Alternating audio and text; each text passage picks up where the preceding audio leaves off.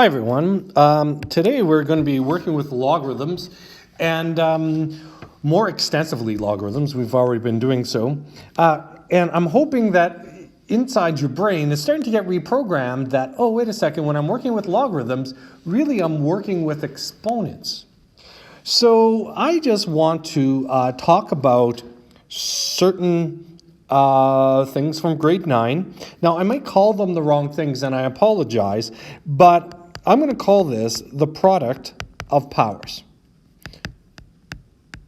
Now, there's a product of powers rule, and that says if we have base b to some exponent d, and we multiply it by another quantity with base b and with an exponent e, well, what we can do is we can really just have the same base b to the d plus e. So, for example, I'll just give you a quick example here. So 2 to the exponent 3 times 2 to the exponent 4, that is going to be 2 to the exponent 7. So simply we add the exponents, and you may ask yourself, well, why is that? Well, remember that exponents are used, or powers are used, to indicate repeated multiplication. So 2 to the power 3 really is 2 times 2 times 2.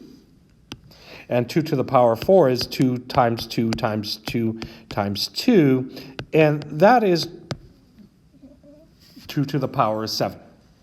All right, 2 is being multiplied to itself 7 times. All right, fair enough. Let's go back to grade 9, and we're going to visit another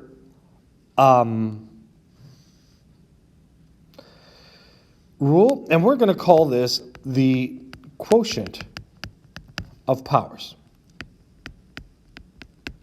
So really, b to the power of d divided by b to the power of f, this will yield b to the power of d minus f.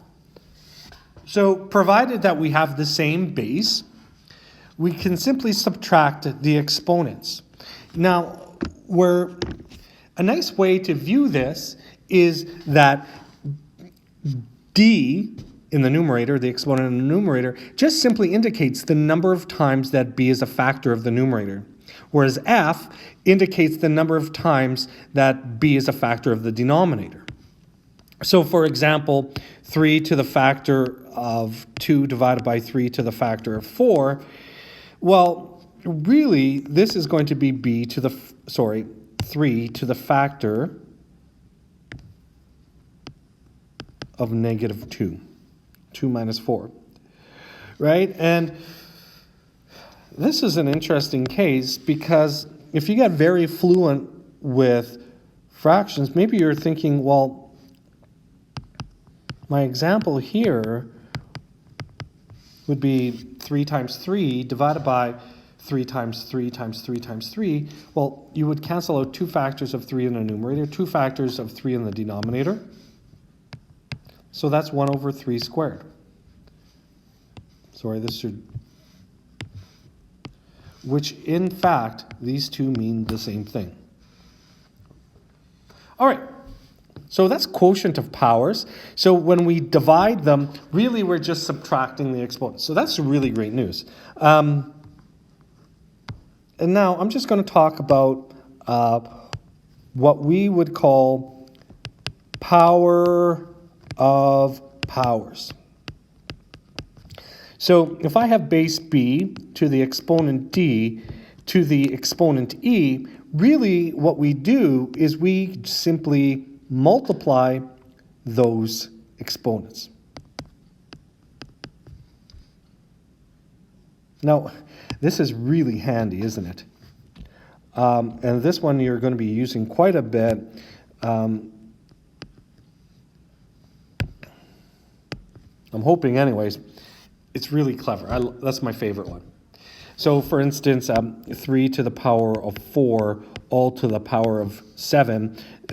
Very simply, that's going to be 3 to the power of 4 times 7, or 3 to the power of 28. All right. That's all I have for you for review. That is